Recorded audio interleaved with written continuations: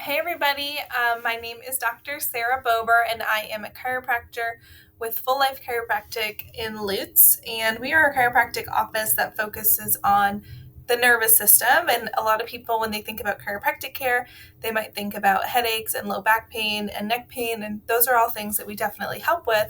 But as an office that focuses on pregnancy, pediatrics, and really helping the whole family, those issues might not be top of mind. And so what we're going to talk about today is how chiropractic really influences your nervous system, which is the master control system of the body, and the things that you can do in order to improve your health and improve your body's ability to adapt to your environment.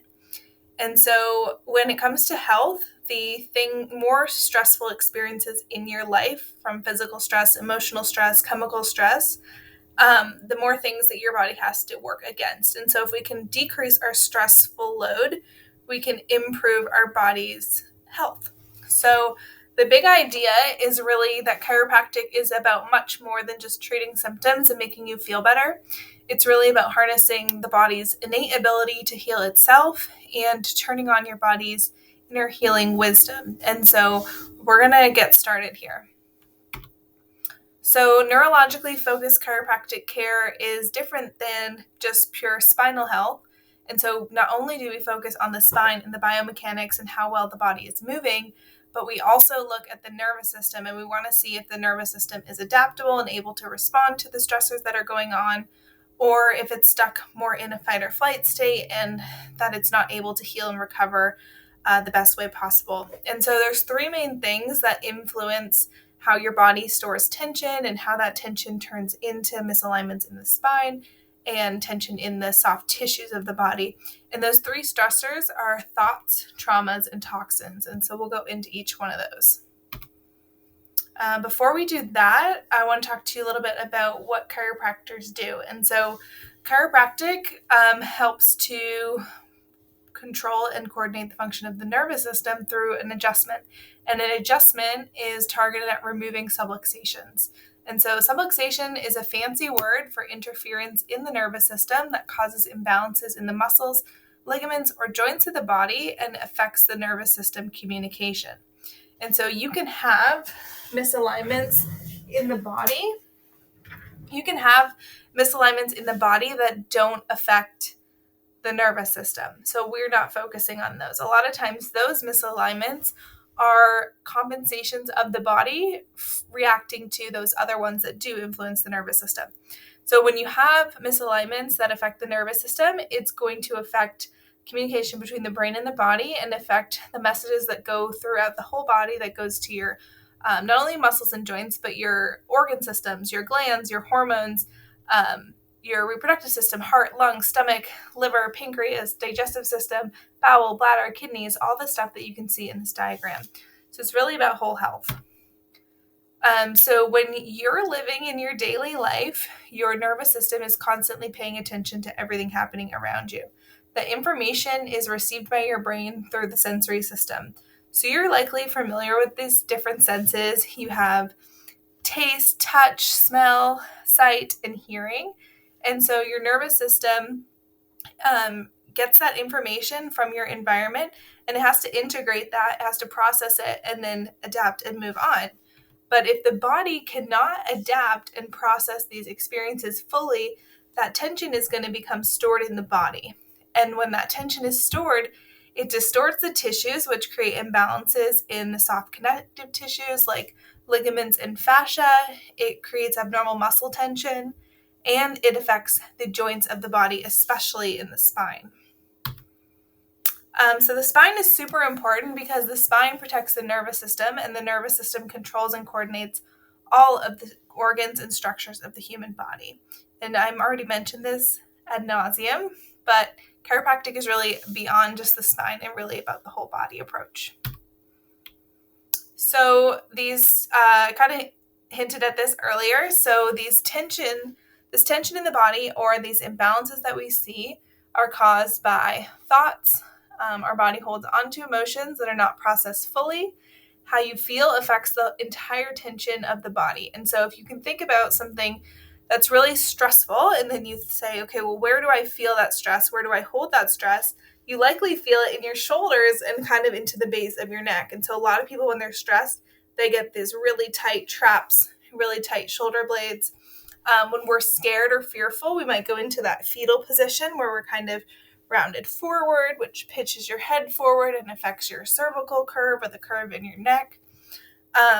When you're worried, you might have pain in your stomach, or when you're anxious, your stomach might feel like butterflies or nauseous. And so we know that your thoughts have a massive impact on your physical body.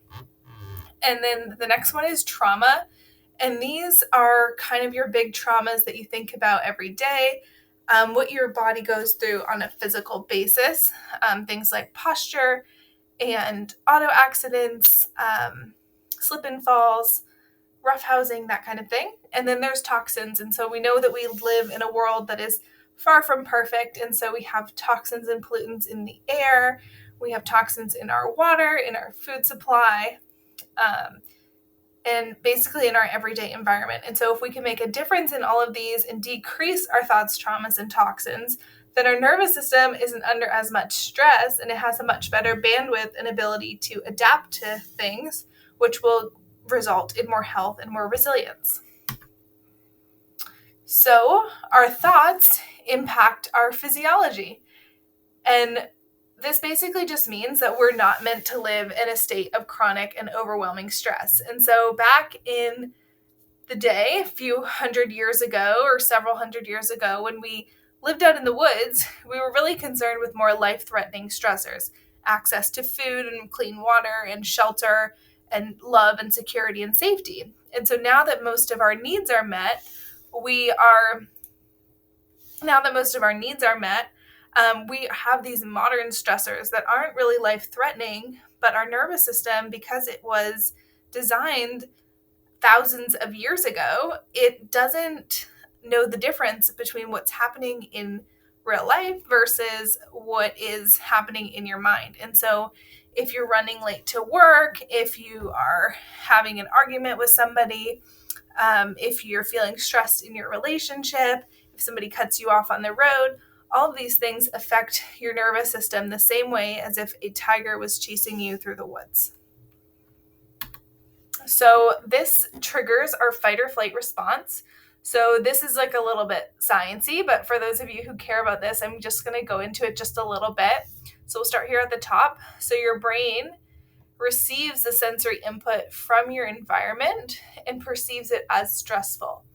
Part of your brain, called the hypothalamus, secretes hormones that tell your adrenal glands, which sit over your kidneys, to secrete hormones. These hormones are adrenaline and cortisol.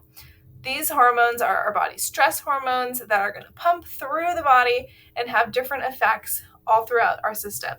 It's going to dilate our bronchioles, which are in our airway, and allow us to receive more oxygen. It's going to cause our heart to beat faster so that we can circulate more oxygen and nutrients throughout our body. It's going to convert glycogen, which is how your body stores energy, to glucose, which is sugar that your body uses for lots of metabolic processes. And this actually causes high blood sugar over time because your body will react to a stressful experience. It thinks we're about to run for our life. It secretes a ton of energy, and then we're just sitting around. We're not really running for our lives, right? We're not expending any more energy. We're just sitting there freaking out. And so all that energy is in our bloodstream. And so then our body has to secrete insulin to pick up all of that blood sugar. And over time, we end up with insulin sensitivity or prediabetes, which is a whole other conversation. But I just thought that was interesting to know because insulin sensitivity plays a huge role in so many different health issues. Because your body thinks it's fighting for its life, digestive system functions are not prioritized. So you are going to see things like reflux, indigestion, constipation, diarrhea, IBS, nutritional deficiencies because your body is not metabolizing and absorbing the nutrients. And you're also going to see your blood pressure increase. All these things just happen because your body is thinking of something stressful. So what can we do about it? So getting adjusted has a massive impact on your brain. It tells your brain, hey, this is where my body is in space, and this is what's going on. And so your brain or your body, your joints have these little receptors all throughout your spine that tell your brain where the body is in space. And if you're in a state of stress or those joints are not moving properly, then your brain's not getting the proper input. So when we do our adjustments, we're saying to the brain, hey, this is what's really going on. And the brain has a better picture of the body and how to react. So doing that stimulates the parasympathetic nervous system, which is the opposite of the fight or flight response. It creates that rest and digest response. This allows your body to heal, rest, recover, and rejuvenate. This is why chiropractic is so important for people of all ages, from brand new babies all the way through our elderly patients and end of life, because we want our body to be in that restful state for the most amount of time. Ideally, we build a life that we don't need to escape from, one where all of the essentials of a healthy and well-balanced life are met. And so a lot of people, self-care is a big buzzword right now. And as much as I love self-care, I would much rather you have a life where you don't need to purposefully care for your life, care for yourself throughout the week or throughout the month, because it's already built into your daily routine. So these might seem super basic, but as we run through this list, just think about if you're really doing these things or if you just know that you should. And so daily sun exposure, we were not meant to live indoors. We're supposed to be going outside. Obviously, everybody knows that exposure to the sun causes your body to synthesize vitamin D. Vitamin D is not actually a vitamin. It is a hormone that is involved in many metabolic processes of the body. And if you're deficient in vitamin D, it can affect so many different things. The next one is daily movement. We were not meant to be so sedentary. We weren't supposed to go from laying in bed to sitting in your car to sitting at your desk to sitting in your car again and then sitting on the couch. We were supposed to move our bodies. And another thing to note is that the way that you move is really important. And so if your body's already stuck in a fight or flight state and you move in a stressful way, that's going to cause more cortisol and more adrenaline to be released. So when your body's in a state of stress, you really want to be focusing on more gentle movements, things that aren't really stressful to your body, things like walking and yoga and breath work and that kind of thing. The next one is a full night's sleep. This is not only giving your body that full 7 to 9 hours of sleep, but also making sure that you're not exposing yourself to blue light and light from your electronics right before you go to bed, because that is going to also stimulate those same hormones and cause your body to not really be in a state of rest. And so those first few hours of sleep are not really going to be as useful as if you really took the time to wind down a couple hours before bed. The next one is time in nature. This goes back to the sun exposure and that we're not supposed to live out inside. But if you have time in nature, you're also experiencing grounding, which is when your body is contacting the earth. We are able to balance the electrical system of our body and diffuse these free radicals that are all throughout our body and wreak havoc. And so we're able to connect to the earth and get that proper ion balance, which is so helpful. The next thing is a whole foods diet. Lots of people are eating fast food and eating on the go. And so really making sure you're getting a diverse nutrient supply full of vegetables and fruit and good proteins and healthy fats, and that you're having lots of different types of food and not really eating the same thing every day is going to be so good for you. The next one is hydration. A common thing that goes around is having half your body weight in ounces of water, which is a really good baseline, something to shoot for. But we have to remember that plain water does not hydrate. And water was supposed to flow from the rivers and streams through rocks. And so on that way, it harvested all these minerals into the water. And so now, one, if you're just having tap water, it's full of all these harsh chemicals and toxins. But if you're purifying your water, a lot of times that will strip all the minerals from your water. So you have to remineralize your water or add things in like lemons, cucumbers, watermelon, that kind of thing. So you can also eat hydrating foods, things like celery water, cucumbers, or things like bone broth and coconut water are really great at hydrating. The next one is your relationships. And so this goes back to, we're not supposed to live in isolation. We're supposed to be in a community and a tribe. And so if you don't have people in your life that you can relate to on a daily basis, that is going to affect your nervous system and affect how your body holds on to stress and tension. Having a spiritual connection, whether this is more religious place or a spiritual place, has been shown to have numerous health benefits, as well as knowing your purpose, knowing that we're not just sitting around on a floating ball rolling through the earth, but that you're actually here for something bigger than yourself and to create a real difference in your community is tied to higher health status. So I hope you can take a look. That's kind of a lot of information, but I hope you can kind of go through that list and add some more things to your life to build up your health resiliency. All right, so this is a self-care. So I actually host self-care nights every month, and we go over different things that you can add into your life and your routine. And the idea there is that you take the time for yourself to do something special, but that you learn something and take that away from the class, that you can bring that into your life, and that you're not just doing this once a month, but that it really becomes like a practice and a daily activity. So self-care is really just purposefully doing the things on the previous slide when you're feeling stressed or overwhelmed. Use the indicators that your body tells you as a sign that you may need to rebalance and restructure your life. It may not be as simple as just attending a yoga class. So that's just kind of a harsh way of saying that if you're feeling stressed or overwhelmed, it's likely not just one thing that's out of balance, but you may need to restructure a few different things. So taking the work to really evaluate your life and figure out where the stress is coming from is going to be so helpful. Please ignore all my typos because, whew. All right, so now we're going to talk about toxins. So there's different toxins in your environment. The first ones that we're going to talk about is water. So I just took this City of Tampa water survey from, from the Environmental Working Group. You can put in your zip code and see what's in your city water. And so this compares it to, this doesn't necessarily mean that the City of Tampa is breaking the law, but the safe numbers determined by the Environmental Working Group are often a lot lower than the numbers determined by the government. A lot of those regulations have not changed in the last 20 or 40 years. So you can see here, for example, arsenic. So in Tampa, the amount of arsenic in our water is 0.875 parts per billion.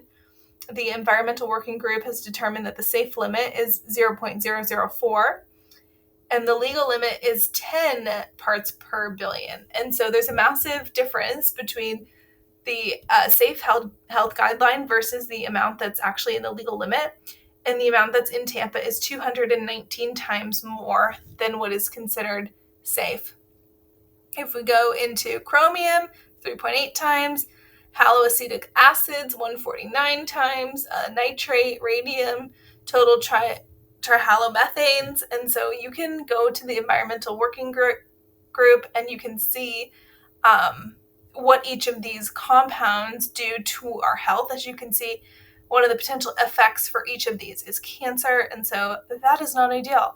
So your skin also consumes a lot of water, so making sure that you have a water filter not only for what you're drinking, but also for your water in the shower is really, really key. And like I mentioned before, we want to be remineralizing our water when we are filtering it. The next one is our air. So we're not meant to spend so much time indoors, so we want to make sure our air quality is high as possible. Plants are a really great way of doing this and filtering the air.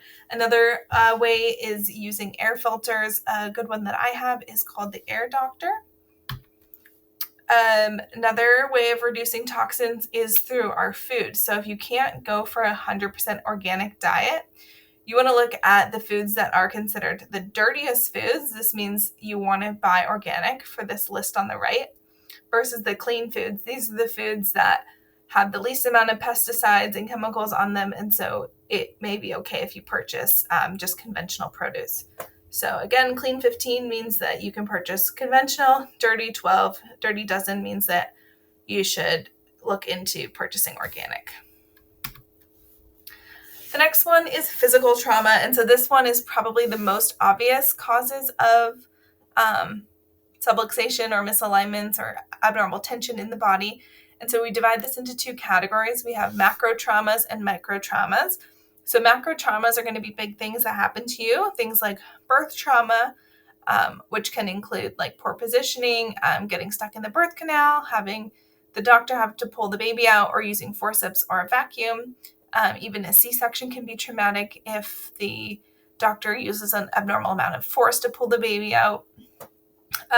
The birth trauma can also be from C-section when the baby doesn't go through the vaginal canal. It's not getting the compression on the skull that it's supposed to, which affects the lungs and respiratory system, but also affects the craniosacral system, which is how the brain or how the body circulates cerebrospinal fluid around the brain and the spinal cord, which is so important, making sure that there's adequate nutrition to the nervous system. So that's important.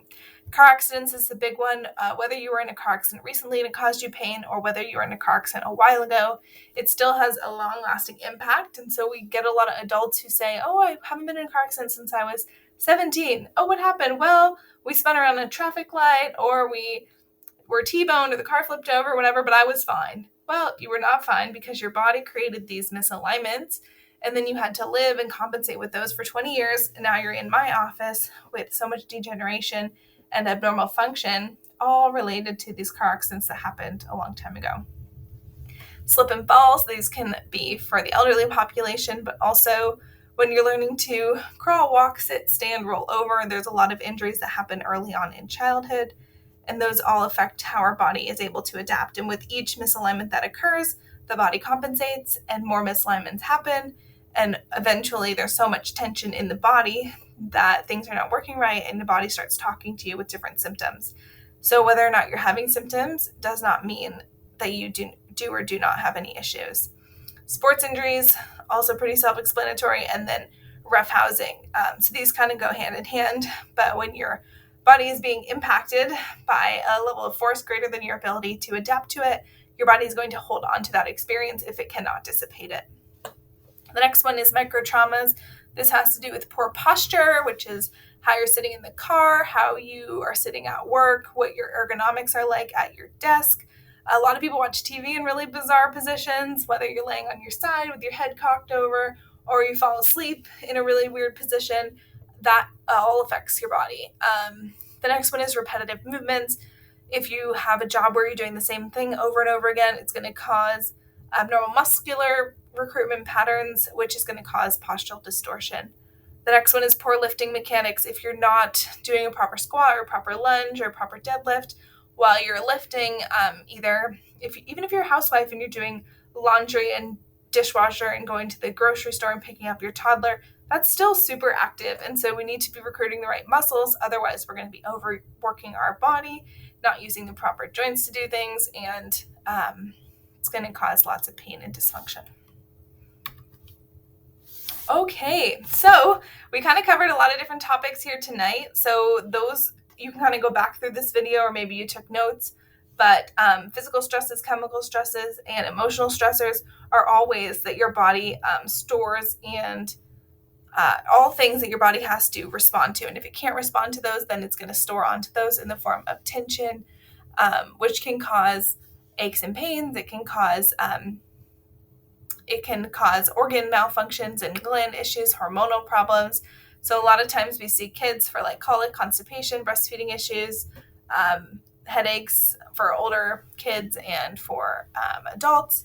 We see headaches, numbness and tingling down the arms, pain in the back, down the legs, digestive issues, insomnia, bedwetting, all sorts of things, because the entire body works together. Nothing works individually. So if you're an existing patient of ours, I want to thank you for watching this, and I hope that you take some of these tips and bring them out into your day-to-day life so that you can decrease the amount of stressors that you experience and improve your health and resiliency. If you are not a patient of ours, I also hope that you take these steps into your life. But I also want to say that if your brain and your body are not communicating properly, it doesn't matter how many different things that you do, your body's still not going to function at 100%. So if you come into our office and mention that you watched this video, we will give you a special deal on our new patient consultation. you can actually get a complimentary consultation with one of our doctors, and then we can schedule you for an exam where we can look at your nervous system function and figure out how well your body is adapting. So taking care of control of your health is not always easy, but it's always, always worth it. So thank you so much for watching.